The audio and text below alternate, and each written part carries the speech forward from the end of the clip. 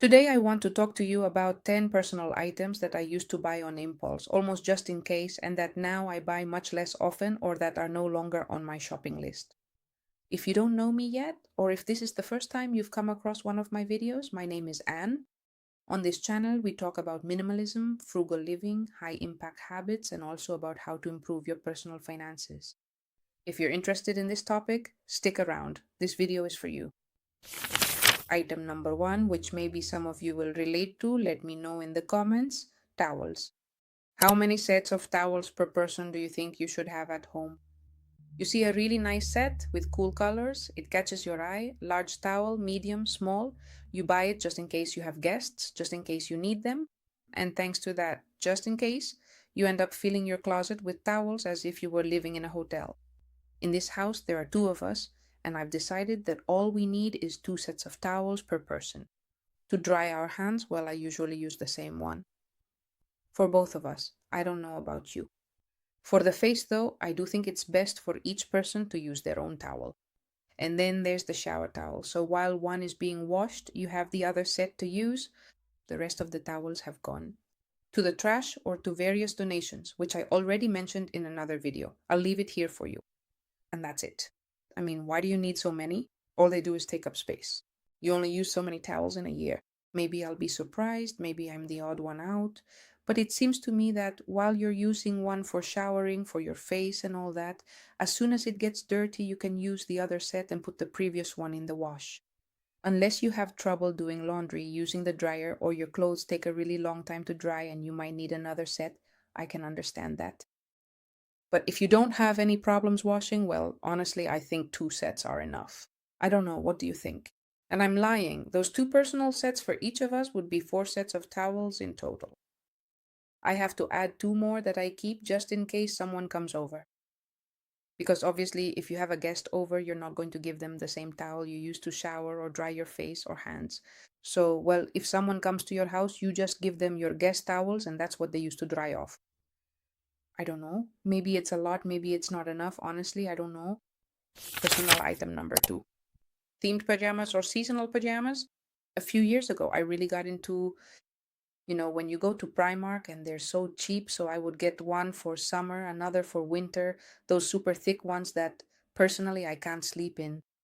I don't know about you, but those super thick pajamas that are almost like a blanket, you can get into bed wearing them and then cover yourself with a duvet, a comforter, or whatever you have and spend the night perfectly comfortable. I roast, honestly, it's unbearably hot for me. So, at most, I can wear those pajamas around the house in winter, when it's really cold and you feel comfortable in that kind of pajama, but to sleep in them, forget it. Short pajamas with little designs or whatever, the typical seasonal ones where you buy a winter pajama and another for summer. Honestly, I sleep pretty much all year round in a big t shirt, and that's it. I've basically sent all my pajamas packing. Yeah. Maybe it's not entirely right. Maybe it's nice to sleep in a cute little pajama, but I don't know. I almost see it as an unnecessary expense to have so many. You can just have one or two pajamas, so while one is being washed, you wear the other. You also have to take into account how many times you can do laundry, how many times you can use the dryer if you have one, because there are a lot of people who can't do laundry every day. Well, you'll have to see, so maybe you do need to have a pajama. I don't know. Another thing, I'm not really sure if that's a lot or a little either, or if you guys also just sleep in a t shirt and that's it. Item number three, perfumes. Have you seen all those people who have a ton of perfumes? The whole display case of perfumes at home. I've seen it in some houses and it's something that amazes me. Why do you need so many perfumes? For different kinds of events. For if I'm going out to eat, for if I'm going out to dinner at night, if it's during the day, if it's spring, if it's winter. Oh my goodness. Do you have any idea how much money you can spend on perfumes? How much does a perfume cost? Well, 80 euros? 90? 70? I'm talking about a perfume, not a cologne. Not those kids ones that I like to use from time to time, having that big bottle. Honestly, I swear to you, I use Nanuko and I've used it my whole life. I don't know if you know Nanuko. It's for babies. It smells amazing to me, and when I see someone walking down the street wearing a lot of Nanuko, I don't know, it's like I almost give them a wink. I don't know if it's just that it's always been used in my house, We always used to go to school with a good splash of Nanuko on us. And I said, okay, but I still use it. And then, well, I have a good perfume that lasts me forever and a day. If you know anyone from my family or friends, they can confirm it for you. I can have a good perfume. The last one, I think I don't know, I think it's Dior. And I've had it for so long that I don't even know if perfumes go bad or not. I mean, if they do, it's probably already gone bad because I don't use it every day. That particular perfume doesn't give me allergies, which is another thing because I have to keep trying different ones to see which ones I can tolerate or not, since I generally have allergies to certain perfumes. Thank you. And it's horrible. I have a really hard time with it. Everything here starts turning red. My nose gets like this. I have trouble breathing, my nose starts running. So honestly, it's probably better if I don't use perfume. And like I said, on a daily basis, I just shower with a good soap that smells nice, and that's it. And I don't put anything else on. What about you? Product number 4. And with this one, I have to admit, I've slipped up a lot of times before getting to this point in my life where I'm recording this video for you, and it's about planners and notebooks, annual planners, notebooks for jotting things down, journals, all kinds of organizational stuff. I used to buy more of these because it's something I enjoy. I really like these kinds of products. In fact, I already mentioned before that I'm creating my own 90-day planner, which is actually the one I'm using now. I use a 90-day planner where I write down my goals and what I have to do each day. And I also have a large notebook where I jot down video ideas and reflections. Sometimes you've seen me in some of those videos where I've included a personal reflection that I wrote myself. Those kinds of things. But that's it. Because otherwise, honestly, you end up building a whole library here. Item number 5. And this one is very trendy right now. Lately, it's gym water bottles. Honestly, I don't buy any of these at all because, well, I'm kind of lucky. I've had a collaboration with a sports brand for 2 years now. A brand I love working with. I think they're fantastic. If you go to my Instagram at some point, you can see it. You can see the photos and all that of certain clothes I use from them, certain important gym accessories. This has actually been one of my other sides over the past few years. We started that collaboration a couple of years ago, and I still have it. I haven't bought any of these bottles at any point because I have free access to them. Like I said, this is a one-off thing, and I'm lucky, and I admit it. But the fact, for example, of buying 40 different bottles just to go to the gym, I see guys, girls, and I say girls because it's mostly girls at the gym. One day they bring a purple one, another day a green one. Those big ones that are popular now, you fill them with 2 liters of water and end up like a water jug if you drink it all. They say it has a lot of benefits, but for me, drinking that much water while I'm working out, I don't know what kind of exercise you're doing, you tell me if you do it, but honestly, you'll just end up with your stomach completely full of water. The water will reach all the way up to here. Like I said, I haven't bought any because I haven't needed to, and I have that extra advantage. But I do see a lot of people who never use the same bottle at the gym 2 days in a row, and that really catches my attention. Even with the collaboration, I only have one because I talk things over directly with the brand. And I tell them I don't want them to send me more than one. Why would I want more? And if at some point it just so happened that for whatever reason I had to do a campaign for a certain bottle, for whatever reason, and it was already agreed that way, and I already have another one, then the new one I receive, I either keep it and donate the other, or vice versa. I just don't think it's necessary to use more than one. The one you use for the gym, you wash it and use it again the next day. That's it. Product number 6. Jewelry and accessories. I have to admit that I've never been someone who bought a lot of jewelry or accessories. But I also have to say that I'm buying even less now. The other day, I was telling you the story about this watch we bought for very little money at a second-hand store. And from what I saw, it's from 1980. Imagine that. It was almost an impulse buy, but a very cheap one. And well, mainly because I needed a watch since I had been using a smartwatch for quite a while. But I stopped using it for various reasons and wanted something mechanical instead. As for accessories, what accessories do I buy? I really don't buy any. I have a few pieces of jewelry that were given to me as gifts, maybe for a birthday or some important occasion, maybe a ring, some earrings, whatever it might be, and that's it. I just don't buy anything myself. The earrings I usually wear are hoops, and I only take them out to clean them. And that's it. That's the only reason I take them off. In fact, if you see me in most of my videos, you'll notice I'm either wearing the same earrings or none at all. And then I have a few rings, some of which you might have seen in my videos. The little blue one from Egypt that I usually wear, but today, look, I forgot to put it on. And some are family gifts, like the one from my great grandmother, things like that. I don't have much more than that.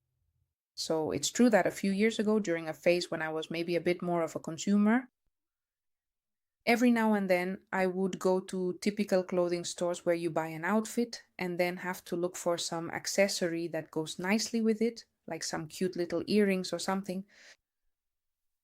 I didn't really buy much, and I don't even have them anymore because honestly, the ones from those typical indie tech stores, for example, are so poor in quality that they only last 4 days. They're just terrible. Honestly, it's better not to buy them at all. And they're getting more and more expensive. Sometimes when I go into one of those stores, I check the prices and just look at how much the costume jewelry costs in these well-known shops. It's not even that cheap anymore. So for me, it's not a good option because they're not good quality and they're not cheap either. So when it comes to accessories and jewelry, I just let it go and move on to something else. Item number 7, and I'm sure some of you will relate to this one. Are you one of those people who has tons of socks at home? A whole bunch of them, like an entire closet or a whole drawer full. I used to be someone who had a ton of socks before. It's not a product I can say I've stopped buying because obviously I think everyone uses socks. But now I'm buying a lot less and keeping much better track of where my socks go. Because I don't know about you, but I used to lose socks all the time, or at least I used to lose them more often before. Now, a bit less. Lately, I've been buying those typical packs that come with 4 or 5 short black socks and 4 or 5 long black socks. And then I also have a few white ones and some colored ones. Why black ones? Well, because I wear a lot of black clothes, so if a bit of the sock shows, I like it to be black, not white. Not like Michael Jackson, which I know is also trendy lately. But hey, that trend just isn't really my thing. What can I say? And that's it, because we even have sock stores here in Madrid. There are loads of them. I don't know if you've noticed. Or if you've ever been around here, or if you're from here, how many sock stores have opened in the last few years? Specialized in socks of all colors, and honestly, I really enjoy seeing them because I like looking at them. I don't know if it's because of my artistic side or whatever, but I like seeing the colorful socks. But that's the thing. It's an item that's very easy to get tempted by because they tend to be very expensive, and it happens that you keep accumulating and accumulating until you end up with a giant mountain of socks, and that's just not it. Item number 8. Uncomfortable or excessive underwear. Underwear in general. Another thing that obviously I haven't stopped buying completely, but I don't buy as much anymore. I've decided to only use super comfortable underwear, super basic, either all one color or in various colors, and that's it. Why do you end up buying so much underwear? And you never stop. It's like with socks, or even worse, because in the case of men's underwear, maybe it's not so over the top, maybe just a few types, and that's it. But for women, we've seen the sheer number of types, shapes, styles, and fabrics there are for women's underwear. It's crazy. It's just crazy. And then you want to buy, for example, a good bra, and it's not cheap, it's expensive too. So, as I said, I've chosen to have almost everything similar, very basic, almost sporty, and that's it. Now, moving on to item number 9, I won't go into detail because I've talked about this in other videos, and that's trendy makeup. I don't buy trendy makeup anymore, whether it's shinier glosses, more matte lipsticks, whatever. That's something I used to do, but not anymore. I basically use the same makeup, and when it runs out, I buy the next one. I don't buy anything before the previous makeup is finished. If I have some powder, I don't know, to give me a bit of color when it runs out, which takes me a long time, I buy the next palette, whatever it is. Mascara is just a regular, ordinary mascara. In fact, many times I even buy it at Mercadona, just so you see how much I spend on makeup, and a little something to do my eyeliner, which I like whether it's trendy or not. And the last product, and the one that's given me the most trouble of all, and I've saved it for last, all the hair products. As you know, I have very, very curly hair, very fine, lots of volume. I've tried all kinds of hair products, and honestly, none of them have seemed miraculous to me. I mean, none of them are something I would buy 1,000 times because they all seem very similar to me. I don't know if it's just that I haven't found the right brand. If you have curly hair and want to recommend something, I'll read your comments. And moving away from the topic of shampoos, conditioners and so on. Before, a few years ago, I used to dye my hair at home. I don't really like going to the hairdresser. Well, I would apply the dye, wash it out, and voila, all done. My natural hair color is what you see now. I don't know if you can see it well in the video. It's not quite brown, it's more like a dark blonde. I don't know, it's a bit of an ashy color. And well, maybe just to try out other shades, I decided to go for some brown or a slightly lighter color at some point. Eventually, I left all that behind because I noticed that dyeing wasn't doing my hair any good. It was drying it out more and more. So I started using natural henna, which is kind of like a mud bath. It's like a clay. I'm sure some of you use it, and it's very natural and actually quite good for your hair. In fact, after all the dyes and highlights I'd gotten at the salon, I had that mishap when I bleached my hair, turned it white, and it got completely fried. The only way I was able to recover it afterward was with this natural henna product. And I can tell you, I've been using it up until very recently. Now, you won't be able to see it here, but if you check out my Instagram account, you'll notice there are lots of photos where I have red hair, which is exactly from that henna, that acacia I've been using. Now, I've been letting it grow out for a few months and I haven't applied any more since then. But anyway, it's a very natural, very affordable solution for those of you who are looking for something to help your hair recover after having gone through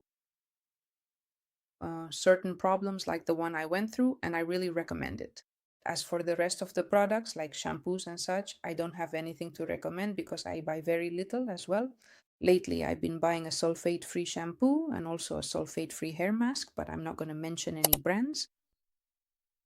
And that's it. I don't buy anything else. So I've saved a lot of money on dyes, masks, conditioners, and all kinds of things like that. I hope you enjoyed today's video. I'll see you next Thursday.